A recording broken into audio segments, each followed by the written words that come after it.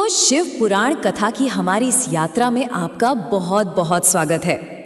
ये हमारा 20वां पड़ाव है और आज हम एक बहुत ही खास, बहुत ही पवित्र विधि के बारे में बात करने वाले हैं, पार्थिव लिंग पूजा। ये एक ऐसा अनुष्ठान है जो हमें सांसारिक इच्छाओं और आध्यात्मिक मुक्ति दोनों का रास्ता दिखाता है।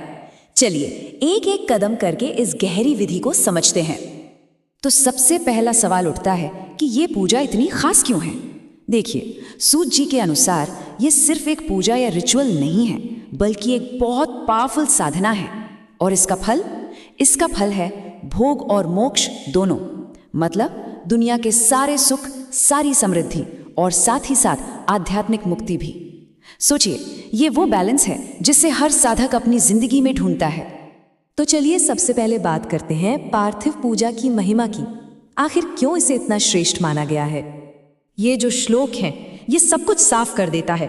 ये कहता है कि जो लोग वैदिक कर्मों में विश्वास रखते हैं उनके लिए पार्थिव लिंग पूजा से बेहतर कुछ नहीं है। ये सबसे फायदेमंद है।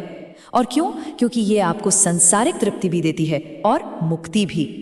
ये बात कितनी गहरी है ना, कि हमारे भौतिक और आध्यात्मिक लक्ष्य वो असल में अलग अलग हैं ही नहीं, वे एक ही सफर के दो हिस्से हैं।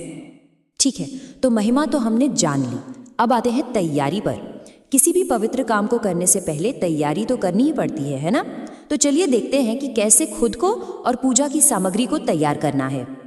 तो तैयारी शुरू होती है शुद्धिकरण से, और ये सिर्फ बाहरी नहीं, अंदरूनी शुद्धि भी है।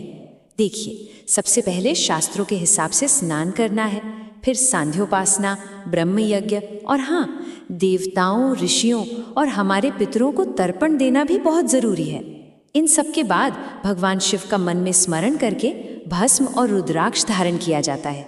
ये सब करने से क्या होता है, आप तन और मन दोनों से पूजा के लिए तैयार हो जाते हैं और सीधे शिव चेतना से जुड़ जाते हैं। अब बात आती है जगह की। पूजा करने कहाँ है? शास्त्रों में कहा गया है कि किसी पवित्र जगह पर करें, जैसे किसी नदी के किनारे, किसी पर्वत पर, जंगल में या फिर किसी शिवालय में। अब ऐसा क्यों? क्योंकि इन जगहों का जो वातावरण होता है ना, वो हमारी चेतना पर बहुत गहरा असर डालता है। वहाँ एक नेचुरल शांति और एनर्जी होती है जो ध्यान और भक्ति के लिए परफेक्ट माहौल बनाती है। ये वाला हिस्सा मुझे बहुत इंटरेस्टिंग लगता है। शिवलिंग बनाने के लिए जो मिट्टी इस्तेमाल होती है उसके बारे में भी शास्त्रों में बताया गया है। और देखिए, हर वर्ण के लिए अलग अलग रंग की मिट्टी बताई गई है। ब्राह्मण के लिए सफेद, क्षत्रिय के लिए लाल, वैश्य के लिए पीली और शूद्र के लिए काली। ये दिखाता है कि ये पूजा कितनी इंक्लूसिव है, मतलब हर कोई अपनी प्रकृति के हिसाब से अपने तरीके से शिव से जुड़ सकता है। तो तैयारी हो गई, शिवलिंग बन गया। अब हम आते हैं पूजा के सबसे मुख्य हिस्से पर, यानी पंचामृत स्नान और अर्पण। पूजा की शुरुआत होती है पंचामृत अभिषेक से। पंचामृत यानी 5 अमृत। कौन कौन से? दूध, दही, घी, शहद और शक्कर। ये पांचों चीजें सिर्फ शुद्ध नहीं करती, बल्कि ये जीवन की मिठास और पोषण का प्रतीक भी हैं। और यही सब कुछ हम भगवान शिव को अर्पित कर रहे हैं। पंचामृत अभिषेक के बाद बारी आती है अर्पण की। अब हम अपनी श्रद्धा और भक्ति को इन चीजों के जरिए दिखाते हैं, जैसे उत्तरीय, वस्त्र, यज्ञोपवीत, फिर सुगंधित चंदन का लेप, रोली, अक्षत, फूल और सबसे जरूरी बेलपत्र, और आखिर में नैवेद्य और फल। हर एक चीज जो हम चढ़ा रहे हैं वो असल में हमारे सम्मान और समर्पण का ही एक रूप है। और यहाँ एक और बात ध्यान देने वाली है, ये पूजा सिर्फ शिवलिंग तक ही नहीं रुकती। इसके बाद 11 रुद्रों की भी पूजा की जाती है। और जब सब कुछ हो जाए तो पुरोहित को दक्षिणा दी जाती है। ये बहुत जरूरी है, क्योंकि दक्षिणा देकर हम उनका सम्मान करते हैं और उन्हीं के जरिए तो हमें ज्ञान और कृपा मिलती है। तो अब तक हमने सारे विधि विधान पूरे कर लिए। अब वक्त है हृदय से एक प्रार्थना का। अब क्रियाओं से आगे बढ़कर भावनाओं को सामने रखने का समय है। और प्रार्थना की शुरुआत देखिए कितनी खूबसूरत है। आप मेरे प्राणों में बसते हैं, आपके गुण ही मेरे प्राण हैं, आप मेरे सब कुछ हैं। मेरा मन हमेशा बस आपका ही चिंतन करता है। ये सिर्फ शब्द नहीं है, ये एक एहसास है, एक कंप्लीट सरेंडर का भाव है कि शिव के अलावा और कुछ है ही नहीं। फिर भक्त एक सवाल पूछता है अपनी विनम्रता दिखाते हुए, आप तो सारे वेद, पुराण, शास्त्र सब कुछ जानते हैं। आपको तो आज तक कोई भी पूरी तरह से नहीं जान पाया, तो मुझ जैसा पापी आपको कैसे जान सकता है? ये भाव देखिए, ये जो मैं कुछ नहीं जानता वाला भाव है ना, यही अहंकार को खत्म करता है और भक्ति का असली दरवाजा खोलता है। और आखिर में एक बहुत ही सीधी, सरल लेकिन उतनी ही शक्तिशाली विनती।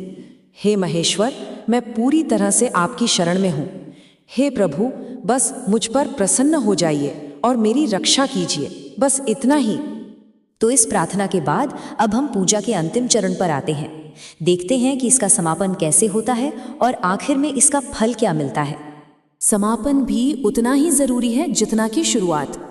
तो सबसे पहले आरती की जाती है, फिर शिवलिंग की परिक्रमा, इसके बाद साष्टांग प्रणाम यानी पूरी तरह से लेट कर प्रणाम करना, फिर से पुष्प और अक्षत चढ़ाए जाते हैं और अंत में बहुत आदर के साथ शिवलिंग का विसर्जन कर दिया जाता है।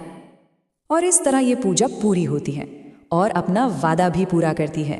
जो बात हमने बिल्कुल शुरू में की थी कि इसका फल है भोग और मोक्ष। तो जब इस पूजा को पूरी श्रद्धा और सही विधि से किया जाता है तो साधक को सांसारिक सुख भी मिलते हैं और आध्यात्मिक मुक्ति भी। जिंदगी में एक खूबसूरत बैलेंस आ जाता है। तो ये थी पार्थिव लिंग पूजा की पवित्र विधि, हमारी शिव पुराण कथा की 20वीं कड़ी। हमारे साथ इस यात्रा में बने रहने के लिए आपका बहुत बहुत धन्यवाद।